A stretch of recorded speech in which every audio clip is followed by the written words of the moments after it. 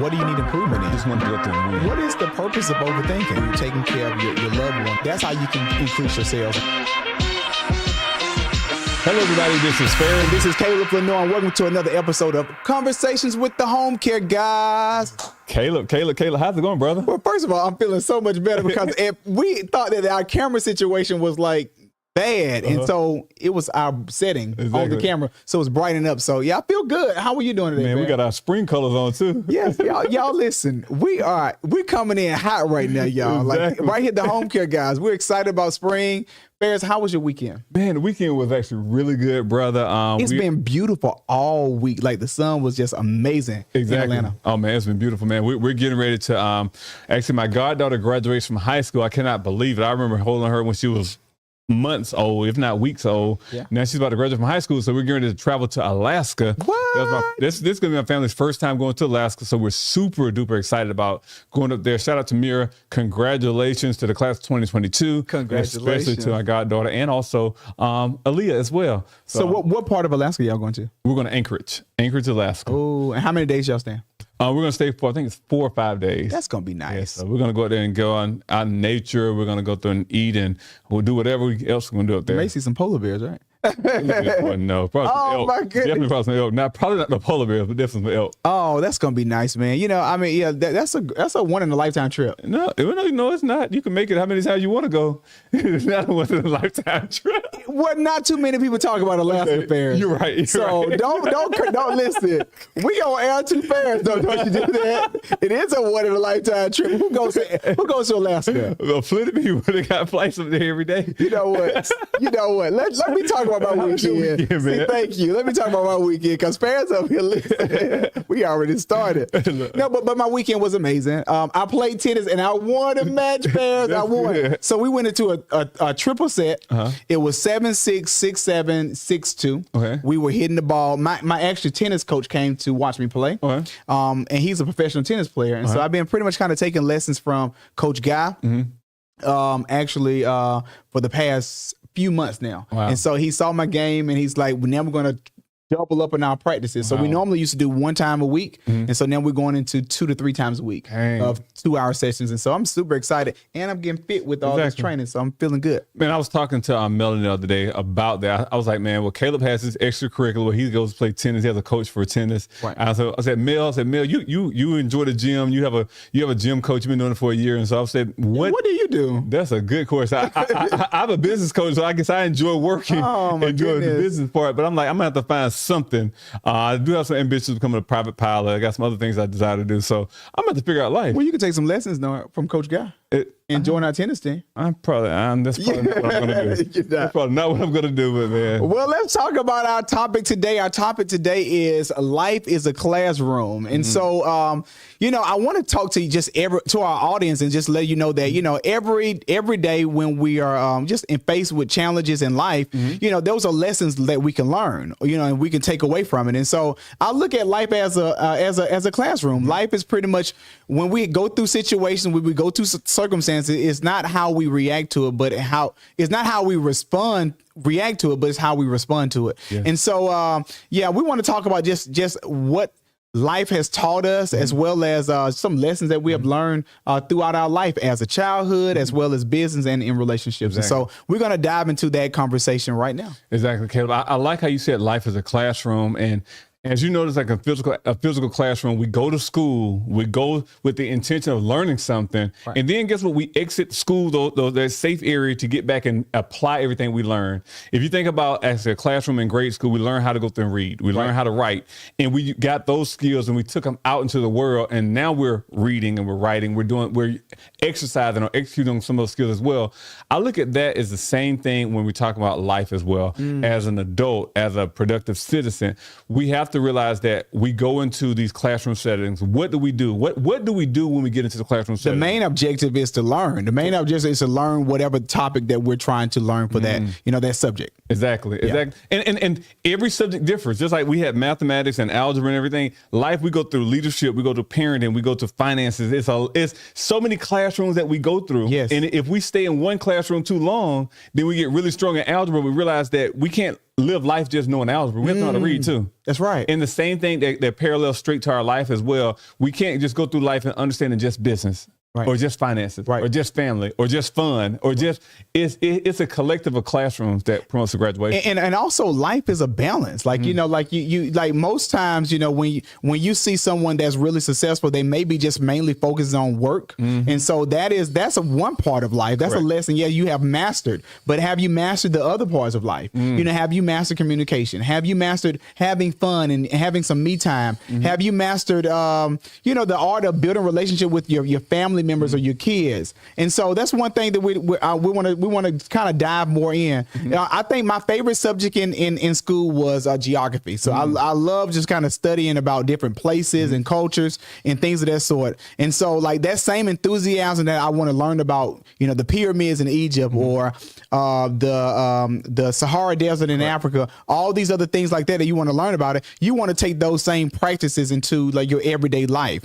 You know, I also think about this phase before I let you jump in is like when we actually talk about when we ever talk about lesson, we talk about life lesson, we talk about personal development. Yes. And so personal development, most people choose personal development as, you know, like, well, ways to get better. All right. And so when you go through a life lesson, those are your ideal times to get better, you know? And so you can get better in your communication if you are face and apply what you learn or apply what you've read into how to get better with communication. You can face what you learn when it comes down to even communicating, even like either, you know, communicating with your family members, communicating with your staff or whatever, you know, you're applying those things. And that's how you get better is your everyday applications of what you learn. Actually. Exactly. And that's how you get out the classroom, because life, it puts you in the classroom, but it's the application, it's the execution part that we have to continuously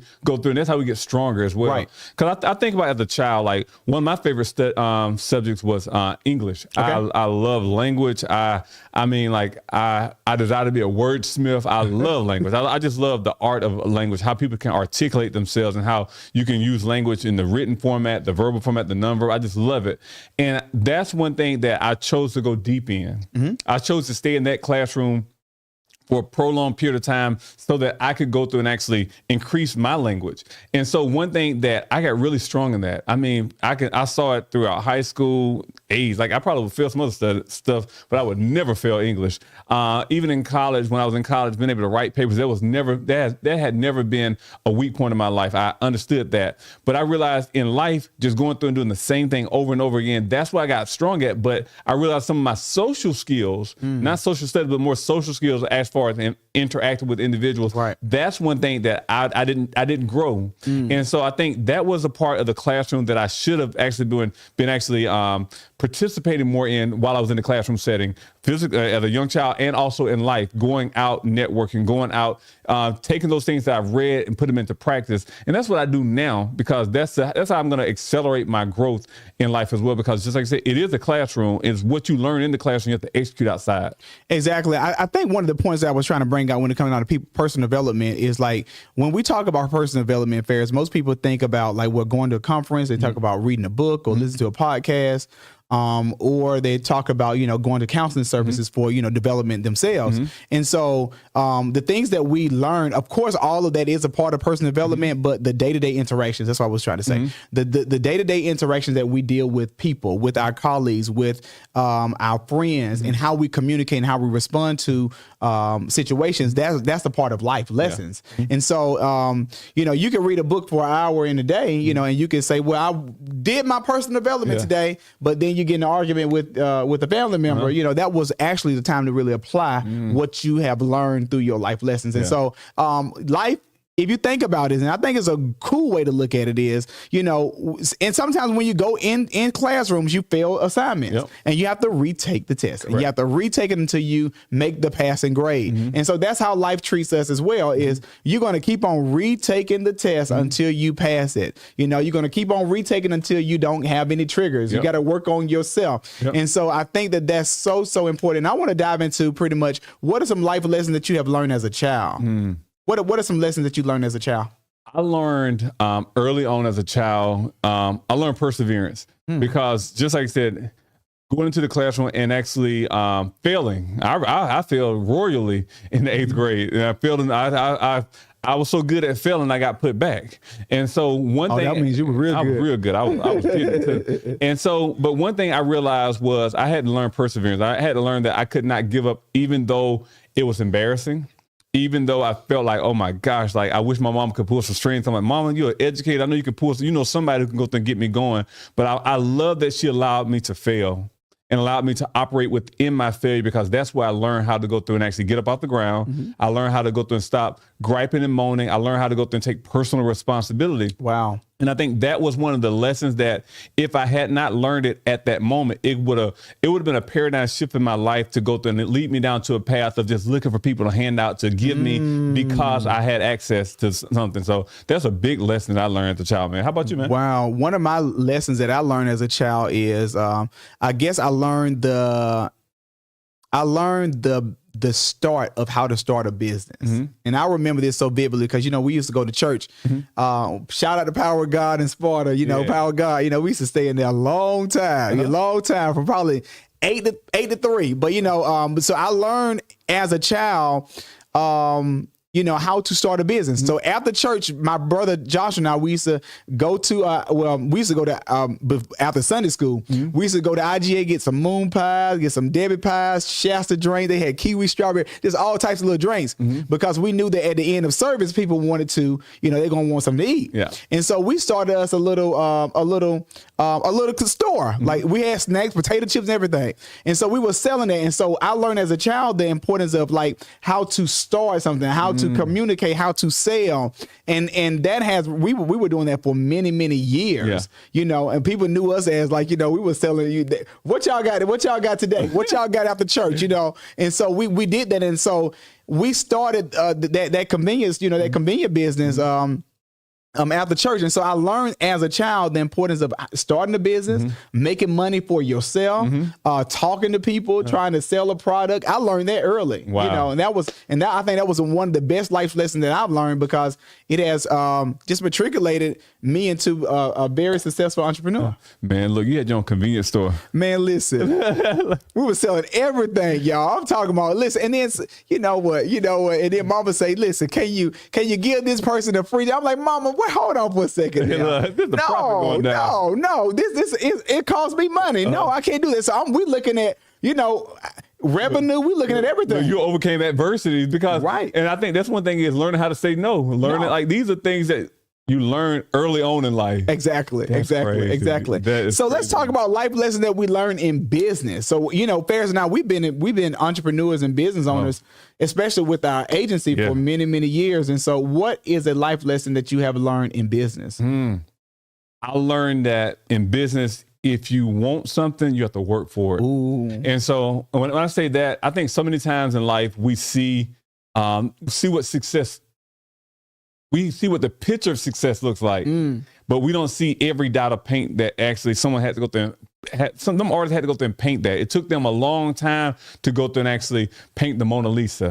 It took them a long time to go through and actually do the sculptures and everything. So we didn't see it. We go. You see the end product. We go to the museum. We see the end product. We're like, oh man, I can do that. That's easy. Right. We think that we can take that success and replicate it by going to the copy machine and keep making. That's not how success is made. Ooh. And I realized that it took work. It took a lot of work to go through and get to where we are right now. It took a lot of successes. It took a lot of failures. It took a lot of actually taking advantage of opportunities. Right. It took a lot. And so one thing that I realized looking back, that's one thing I learned is to position ourselves for the opportunity that's coming. Yeah. Not wait for the opportunity that's coming. But position ourselves. And how do we do it? We work while it's day. We work right now to go through and do it. And that's one thing I learned in business. How about you, bro? So in business, I learned the importance of systems. Systems, Ferris. These past couple of years, we have developed amazing systems in our organization, and it runs like clockwork. Yes. And so when it comes down to like working at McDonald's before, I realized they had a system. And so with home care, we realized that we had to have a system. And so we have these people doing this person doing this person doing that, and it works smoothly. And it eliminates a lot of this person trying to overstep their shoes, and it promotes compliance. It does everything. And so having a system is so important. I learned the importance of that, especially especially as you're trying to grow and expand to different states and different other businesses, you want to make sure that your system for your primary business is so solidified that you could have time to invest in time in other businesses. Right. So systems is definitely what I learned. Exactly, man.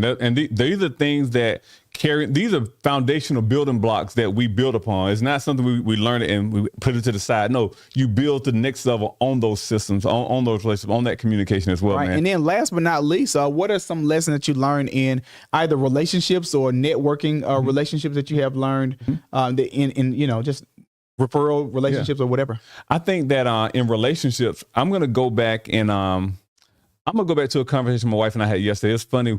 We're walking down the street, and I'm always telling my wife and my daughter that the male actually walks next to the road. I'm like, that's how I've always been taught. I'm like, hey, if you're walking down the street, if you're a guy and your woman is beside the road and you're wrong, you're automatically wrong. And so I'm always like, the male walks side of the road, because if anything in danger comes, let them take the male out first and let the woman go through and actually live to tell the story. Right. Not vice versa. And so, but it's like, we were talking about it yesterday and said, no matter how much I go through and do it, and I'm cutting her off when we're across the street to make sure I'm on the side, it's like, she's still trying to learn, oh my gosh, learn that, okay, this is what this is the norm. And so we're talking about that. And it really sparked in my mind and said, you know what?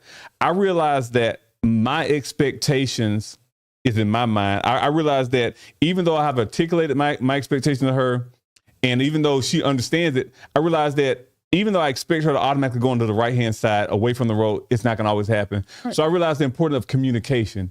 Even if it's something as simple as that, I realized that she's not a mind reader, and nor am I. And it's okay to go through and actually communicate those things, because that's how you continue to go through and keep that in front, instead of making assumptions. Because on something that small, which is trivia, I wouldn't get mad over. But let's say if it's something like, oh my gosh, or I forgot to do something, sometimes that little thing can turn into a big hurdle just because of the communication, because the assumption that that person already knows it. And so that's one thing I realize in relationships is communication. Right. I think I'm gonna have to piggyback on what you're saying. Is I learned that when it comes down to relationship is listen to what they're saying instead of how they're saying it. Because and the importance of listening, because if you listen, you're really understanding, and you're understanding that person. I'm reading this book called The Art of Communication by Thich Nhat Hanh, and it's a great read. And he's talking about that everyone deals with sufferings. And so, and what you want to do is, instead of just kind of interrupt someone, you really want to go in and just kind of listen to them. You want to be a compassionate listener. That's what they call it, compassionate or deep listener. And so I learned the importance when it comes to relationships, that the more you should do more listening than talking. Yes. Yeah. Just listen, and then the right things are going to come in, and then you let that person, deal with their issues, and then you go back and tell them your perspective a little bit later. But I learned the importance of listening, because it'll save a whole lot of headache and a lot of frustration.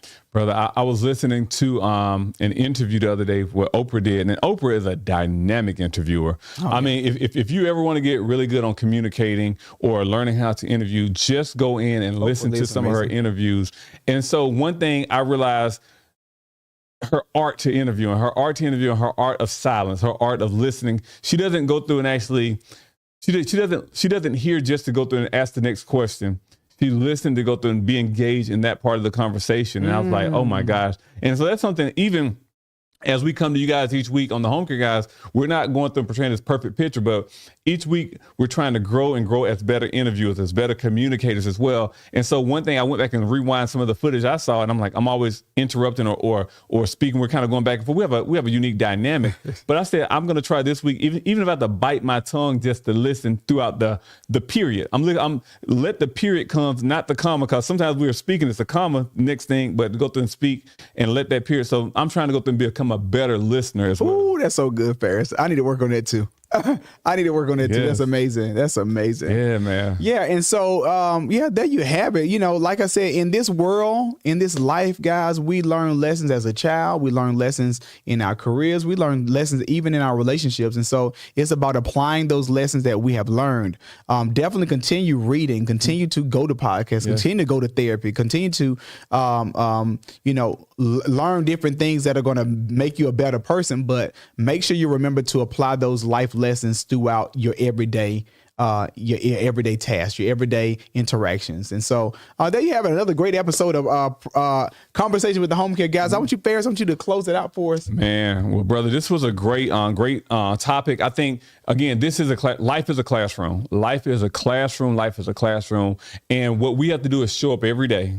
We have to go in the classroom. We have to actively participate in the classroom. We have to go and take what we learned in the classroom back outside those four walls and execute the things that we learn so that we can go through and grow, because that's the only way we're going to grow is actually go through and execute what we learn. So we hope that you all got some nuggets from today. We hope that you're able to execute on some things as well. And we want you to go through and make sure you follow us. Again, every Tuesdays and Thursday, we're dropping some tremendous content. We're going through and actually dropping on all streaming platforms, Facebook, YouTube, Anchor, Spotify, Apple, iTunes, all those things. Go through and tag. If you have not done so thus far, go through and like this video as well. It's going to give us, it doesn't cost you anything to go through and like a video. Like this video. That shows us that you support this channel, you support the content that we're creating as well, and that you believe in the mission that we're doing as the Homecare Guys as well. Well, there you have it, guys. I hope you enjoyed this episode, and definitely tune in next week for another great episode. See you guys.